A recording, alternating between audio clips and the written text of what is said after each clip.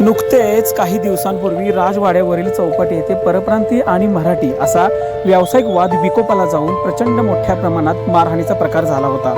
तदनंतर सातारा नगरपालिकेने यामध्ये हस्तक्षेप करून संबंधितांना समज दिली होती, तसेच त्यांचे परवानेही 1 महिन्यासाठी रद्द केले होते। परंतु त्यानिमित्ताने का होईना चौपाटीवरील परप्रांतीय वाद पुन्हा एकदा चव्हाट्यावर आला आणि त्यामुळे चौपाटीवर व्यवसाय करणारे किती लोक मराठी आणि किती लोक परप्रांतीय याचा उलगडा झाला आणि त्यानंतर यंत्रणा जागृत झाली आणि चौपाटीचं एक वेगळं स्वरूप पाहायला मिळालं। आज तुम्हाला इथे स्वच्छता दिसेल, स्वच्छ पाणी दिसेल, नीट लावलेले स्टॉल दिसतील, व्यवस्थित पार्किंग दिसेल आणि हे सगळं शक्य झालं ते चौपाटीवरील अध्यक्ष शिवाजी निकम आणि त्यांच्या संघटनेच्या पदाधिकाऱ्यांमुळेच।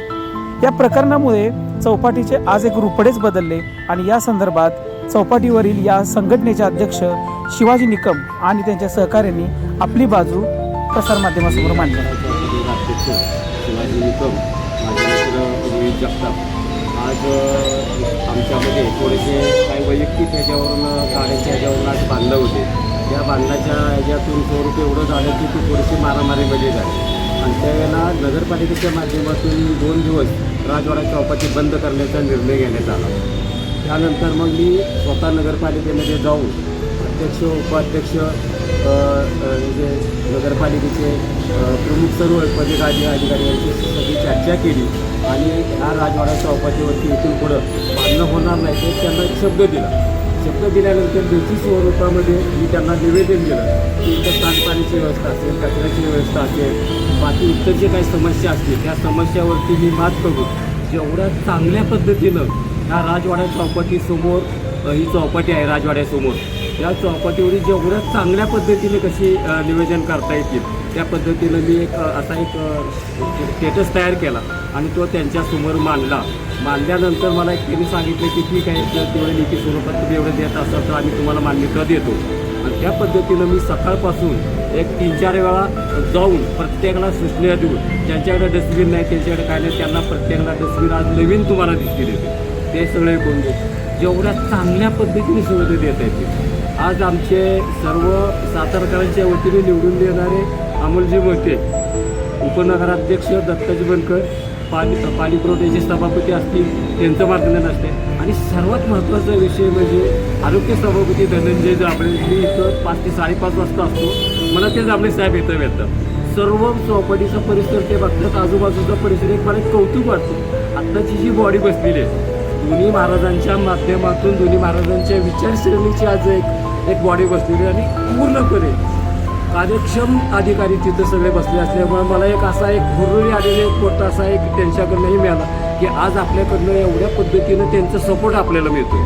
तर ह्या सपोर्टचा कसा फायदा करून घेता येईल आणि राजवाडा चौपाटीवरती येणारे आजूबाजूचे ग्रामीण भागातले किंवा सिटीतले लोक असतील त्यांना चांगल्या पद्धतीने सुविधा देता येतील त्या पद्धतीनं मी इथून पुढची आमची वाटचाल राहील आणि ह्याच्यामध्ये सर्व माझ्या व्यावसायिक बंधूंची मला साथ आहे।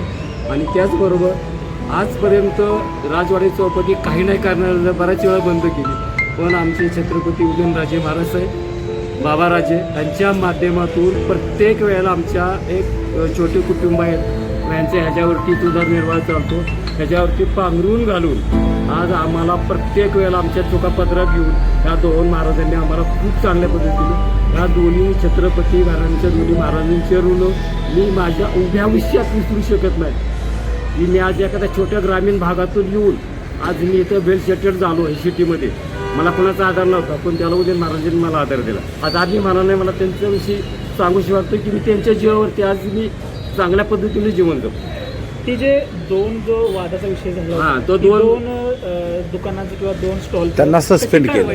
तर त्या पंचायतमध्ये मग हा विषय झाल्यानंतर किंवा 2च्या ह्याच्यामध्ये भांडणं जी होत आहेत तर मी सांगितलं बाबा ठीक आहे की तुम्ही जर आता गाडी चौपाटी बंद केलेली आहे तर ह्या लोकांच्या वरती सुद्धा उपासमारीची गुन्हे काय नाही, तर मी असा निर्णय घेतला की ह्या दोघांच्या गाड्या 1 महिना बंद कराव्यात। बंद केल्यानंतर त्यांना बंद करून उपयोग नाही तर त्यांना दंडात्मक सुद्धा कारवाई व्हावी।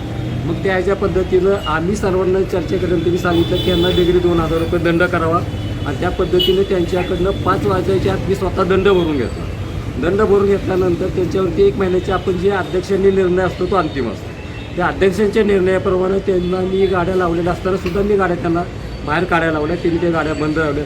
अध्यक्ष योग्य वेळी योग्य निर्णय घेतील त्यावेळेला ह्या 2 गाड्या परत चालू होतील. आणि तुम्ही सातारकरांना काय आवाहन करा? मी सातारकरांना आव्हान असं करतो की बाबा राजवाडा चौकात ही ऐतिहासिक वास्तू समोर उभी आहे. तुम्हाला आमच्याकडून जे अपेक्षित आहे की बा चांगल्या पद्धतीनं क्वालिटी मिळावी, त्या पद्धतीने आम्ही सर्वांना एक विनंती केलेली की आपल्या इथं दर्जेदार पदार्थ घ्या. जर एखादा आयटम तुम्हाला परवडत नसेल तर त्याचे 5-10 रुपये तुम्ही वाढवा. पण जोयला क्वालिटी आज हॉटेलमध्ये पण मिळतात खाद्यपदार्थ, पण आपल्या इथं आवर्जून लोक येतात की सर्वसामान्य आहेत. ग्रामीण भागातून येणार आहे, काय दुकानात काम करताय, काय किराणा मालाच्या दुकानात करतात, ते व्यक्ती हॉटेलमध्ये जाऊन खाऊ शकतो. पण आमच्याकडे अतिशय स्टँडर्ड क्वालिटी मिळते. मी स्वतः पुरी भाजी 50 रुपयाला विकतो. मला अभिमानाने सांगतो की इतर लोक त्याला 30 रुपये विकतो, तिला मी 50 रुपये विकतो. मी ह्या लोकांच्या समोर एक आदर्श ठेवला, अरे तुम्ही 30 विकताय तर मी 50 विकतो. का तर माझी क्वालिटी, तुम्ही क्वालिटी द्या, त्यातले 10 कस्टमर पण तुमच्याकडे येतील. मग हे जेवढ्या चांगले क्वालिटी आणि सातारकरांना ज्यांची अपेक्षा येते तेवढ्याच पद्धतीने स्वच्छता दाबटिपी देण्याचा जेवढा प्रयत्न आठवड्यात करता येतील. आणि माझ्या पाठीमागे सगळी नगरपालिकेची टीम आहे. आज एवढा मोठा जर मला जर हे मिळत असेल, सपोर्ट मिळत असेल, तर मी निश्चितच इथं क्रांती घडवून जाते.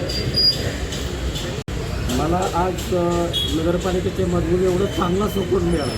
त्यामुळं नगरपालिकेचे शिवसाहेब असतील, नगराध्यक्ष, उपनगराध्यक्ष, अतिक्रमणचे प्रमुख प्रशांत निकम, नियोजन समितीचे सभापती शेडगे साहेब, अशोक शेडगे, ह्या सर्वांचं मला मार्गदर्शन मिळालं. त्यामुळे संपूर्ण टीमचं, नगरपालिकेच्या टीमचं अभिनंदन करतो. आणि मला सर्व पत्रकार बंधूंनी, सकाळचे असतील, लोकमतचे असतील, पुढारीचे असतील किंवा अजून असंख्य काही छोटे मोठे हे आहेत पत्रकार, त्या सर्वांचं मी मनपूर्वक अभिनंदन करतो की तुम्ही आमच्या पाठीशी खंबीरपणे उभे राहिला. आणि इथून पुढं देखील आमच्या काय चुका असतील किंवा आम्हाला काय मार्गदर्शन असेल तर सर्व पत्रकार बंधूंनी मला स्वतःला मार्गदर्शन करावं.